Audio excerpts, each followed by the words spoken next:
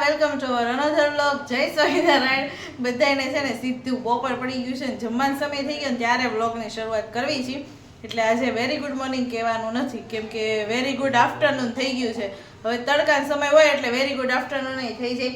તો જો જમવાનું બની ગયું છે, રોટલી, ટમેટી નાખીને ભીંડાનું શાક, મસ્ત મરચાંની ચટણી, પાપડ, ગાજરનો સંભારો, મસાલા છાશ અને ઓલામાં ભાત ને દાળ ને એવું બધી જ વસ્તુ છે.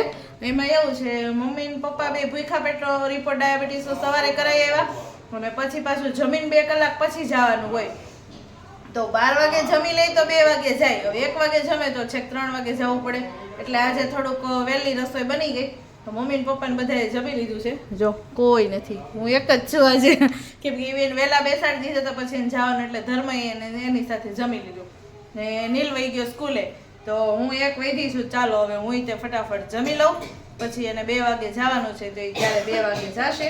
તો મસ્ત જીરા મીઠાવાળી છાશ આપણે બનાવી છે. જો સરસ જીરું મીઠું નાખીને દહીં ને છાશ ને એવું ખાવાની બહુ મજા આવે. એમાંય તે ઉનાળામાં તો બહુ જ મજા આવે, હેલ્ધી થોડુંક. અમે ઘરની છાશ જ પીએ હો, બહારની ક્યારેય નથી પીતા. તો બહુ એવું લાગે ને છાશ ઘટી હોય ને તો, બાકી અમે તો છે ને ઘરની છાશ જ પી રોજ, ક્યારેય બહારની ન લાવીને. મારા છોકરાને તો બહુ જ છાશ જોઈએ. આખી એક ઓલી ભરી હોય ને, જો આખું ભર્યું હોય ને તો અડધી તો 2 છોકરા જ ઉપાડી જાય. ચાલો હવે પહેલાં છે ને જમી લઉં, નહીં તો રોટલી ઠરી જશે.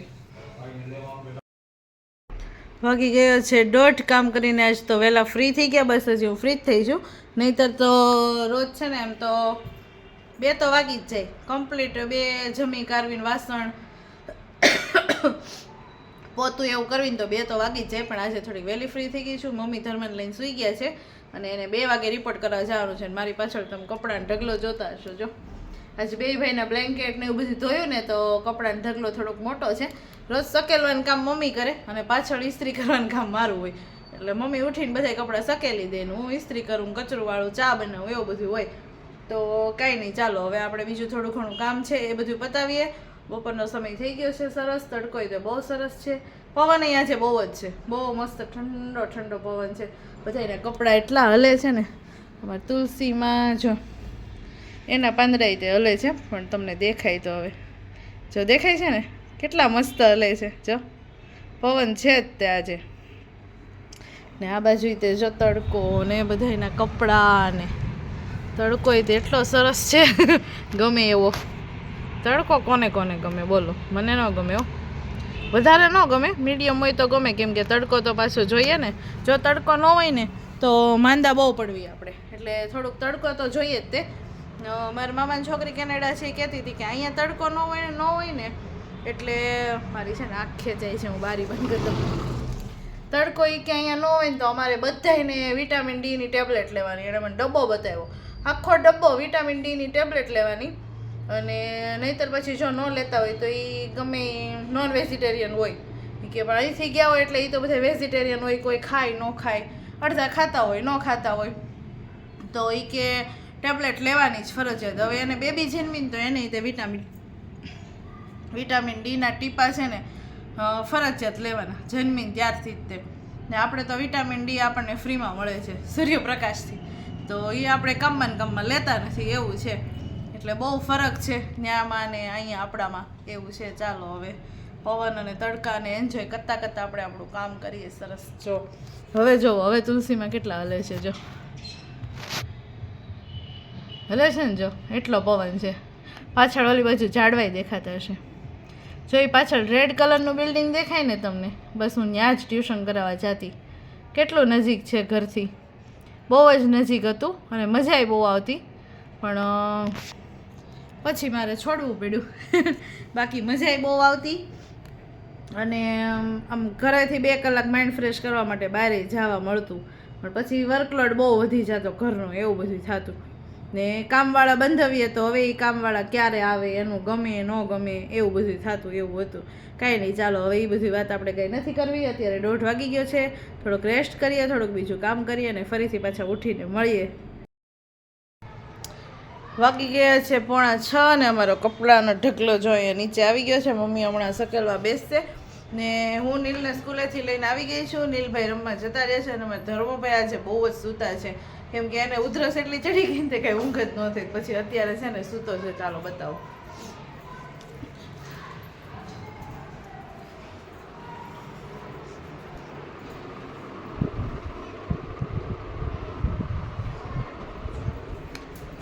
તો હવે ઈ સૂતો છે તો કીધું ભલે સૂતો, કાંઈ નહીં. બીજું શું, મમ્મી એમ કહેતા હતા કે એને બહુ ઉધરસ ચડી, કે બહુ વધારે ઉધરસ આવી ગઈ હતી. ને અહીંયા ખમણ કરી નાખ્યું છે, એટલે કે ગાજરનું છીણ કર્યું છે ને જીરું કરી છે ને એવું બધું છે. હવે મમ્મીને પૂછવી, ગલેરીમાં બેઠા બેઠા કરતા હતા અને હું ત્યારે પોતું મારતી હતી કે ગાજર આવ્યા છે ને તો એવું બધું ઈ કે કરી નાખવી.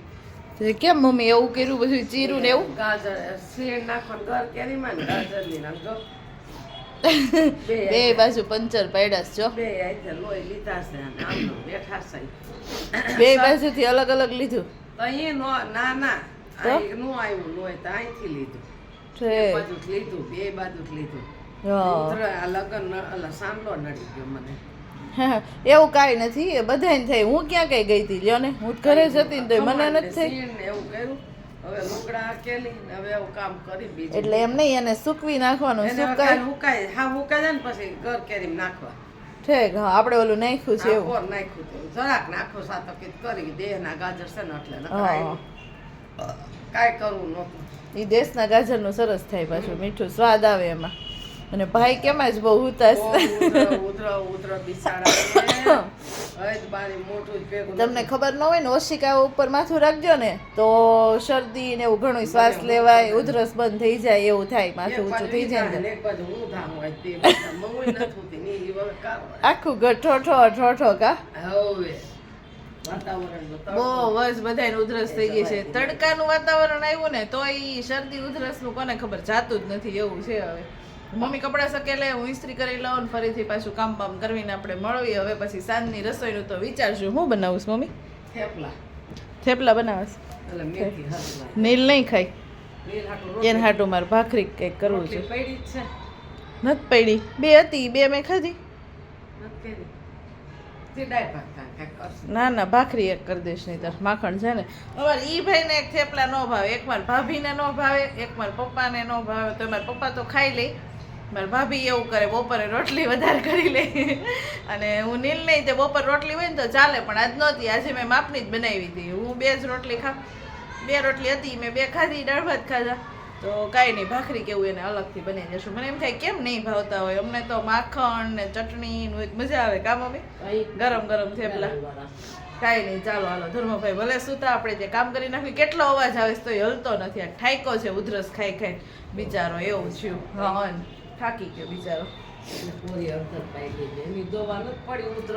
આ બોટલ જ પીવાની કીધી છે એને. તે કાંઈ નહીં, પાઈ દેશું. જો મમ્મી, મેં સાડી લીધી. સરસ. કેવો કલર છે? લાલ. અરે એમ નહીં, આમ સરસ છે કે નહીં? મસ્ત લાગશે. હારીસ?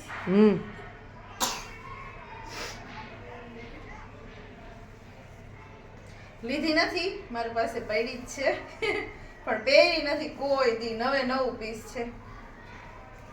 સરસ લાગે, લાલ કલર નો સારો લાગે? મસ્ત લાગશે. પણ આનો બ્લાઉઝ નથી છે, ઈ હાલે તો થાય. જો હારીસ, પહેરશું લગનમાં, કેમ લાગીશ? આખી જો આવી જ છે ઓલ ઓવર, પણ લાલ કલર બહુ મસ્ત છે. કોઈ દિવસ મેં છે ને પહેરી જ નથી, આમનો પહેરીશ પેકે પેક. હવે જો મેરેજ છે, પહેરું તો પહેરું એવું છે. તમારે શું કેવું મમ્મી, સારી લાગશે? સરસ, મસ્ત લાગશે, બહુ ટોપ લાગશે. પહેરશું હાલ. બોલો, દૂર દૂર રહીશ નહીં, મસ્ત લે. પંખો કેમ ન કર, બહુ ગરમી થઈ ગઈ. ડાયાબિટીસ સાંભળીને ગરમી થઈ ગઈ. ના ધર્મભાઈ ઉઠી ગયા છે, ઉઠીને રડે છે, ફોન જોઈ છે. ખાવાનું લેતી આવું ને બેટા, હે ને લેતી આવું. હો ચાલો, એને છે ને નાસ્તો ને એવું બધું કરાવી લઉં. મારી મમ્મીને છે ને ડાયાબિટીસ નો રિપોર્ટ આવ્યો છે, બહુ જાજી આવી છે. પેલા ને 250 પણ કઈ દવા નથી. હમણાં મેહુલર વાત કરે છે, પપ્પા આવે ને ત્યારે આપણે એને પૂછશું કેટલી આવી એમ. બહુ જાજી આવી છે આ વખતે પહેલી વાર.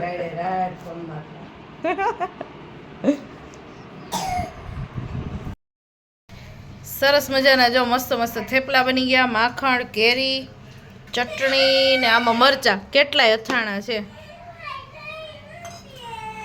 ક્યાં મૂકી હતી તે? ક્યાં મૂકી હતી? પગમાં ચોટે છે. જો પગમાં ભાત ચોટશે. ક્યાં મૂકી હતી? હાલો જો મસ્ત ગરમા ગરમ થેપલા ખાવા. બની ગયા થેપલા. મમ્મીની દવાખાને ગયા હતા પછી આવીને છે ને સીધા થેપલા જ બનાવી નાખ્યા. એવું છે. પહેલો ગયો નીચે રમવા.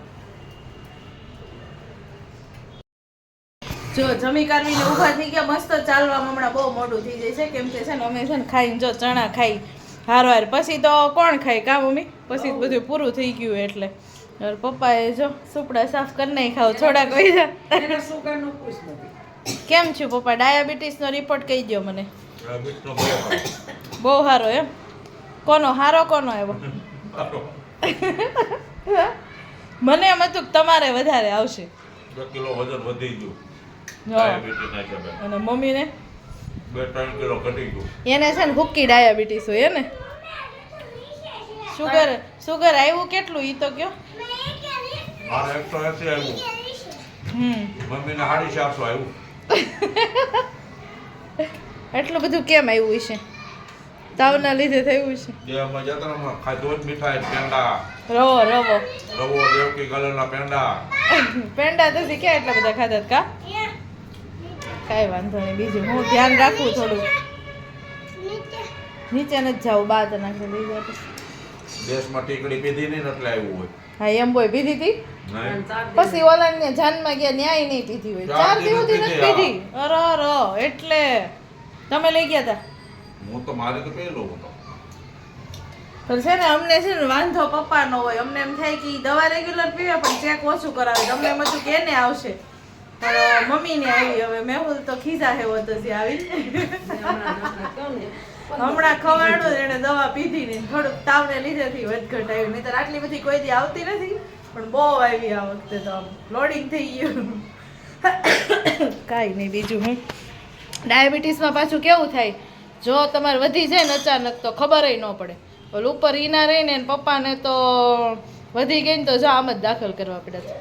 તમને કહું પપ્પા ડાયાબિટીસમાં વધી જાય ખબર ન રહે એમ. ડાયાબિટીસ વધે ને રાતના જે પેરેલિસનો હુમલો આવે ને એ તમારું શુગર રાતના વધી ગયું હોય તો પેરેલિસનો હુમલો રાતના જ આવે ઊંઘમાં. તે ઉપર ઈના ને પપ્પાને એમ જ થયું. તાત્કાલિક આઈસીયુમાં દાખલ કરવા પડ્યા. કાંઈ નહોતું ખાલી ડાયાબિટીસ 500 થઈ ગઈ એટલે એવું થાય પછી. કાંઈ નહીં. જો વાગી ગયા છે અત્યારે 11 અને મેહુલ માટે મસ્ત ગરમા ગરમ થેપલા બને છે. બાકી બધા સૂઈ ગયા છે. અમે 4 રોજ જાગતા હોય તો સરસ મજાના જો થેપલા બને છે એના બાકી રાખ્યા હતા. નહીંતર એ વહેલા બનાવી નાખીએ તો પાછા ઠરી જાય એવું થાય એટલે મજા ન આવે. ઓલું ગરમ ગરમ હોય તો એને ખાવાની મજા આવે. અને બપોરે એટલું બધું પાછું કંઈ ખાધું ન હોય. ક્યારેક ચેવડો લઈ ગયા હોય ક્યારેક ભાત લઈ ગયા હોય એવું અલગ અલગ હોય. એટલે અત્યારે મસ્ત જો ગરમા ગરમ થેપલા બને છે અને એ અહીંયા બેઠા બેઠા જો જમે છે. કેવા બીના થેપલા? મજા આવી ને?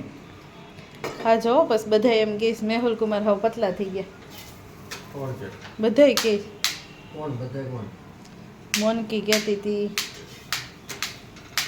પછી બીજું કોણ કહેતું હતું? ઘણાય કહેતા હોય નામ યાદ નથી. હા એ વાત સાચી. એમાં એવું છે એ કોઈ દિવસ જાડા ન થાય ને હું કોઈ દિવસ પતલી નથી થતી એવું છે. એમાં એ મારો મેરેજ થાય ને ત્યારથી આવવાના વાત છે અને હું મારા મેરેજ છે ને ત્યારથી હું આવીને આવી જ છું. થોડું વધી ગયું છે પણ હું આવી જ છું હેલ્ધી અને એ કોઈ દિવસ હેલ્ધી થતા નથી. બાકી ખોરાકમાં એનાથી હું ઓછી છું એવું છે. કાંઈ નહીં ચાલો એ ખાઈ પી લઈ ત્યાં હું થોડા કેટલા વાસણ જો પાછળ દેખાય ચડાવી દઈશ અત્યારે. હવે પછી અમે 12-12:30 સૂશું. તો બધાને ગુડ નાઇટ, જય શ્રી કૃષ્ણ અને મળીએ કાલે ફરીથી નવા બ્લોગ સાથે.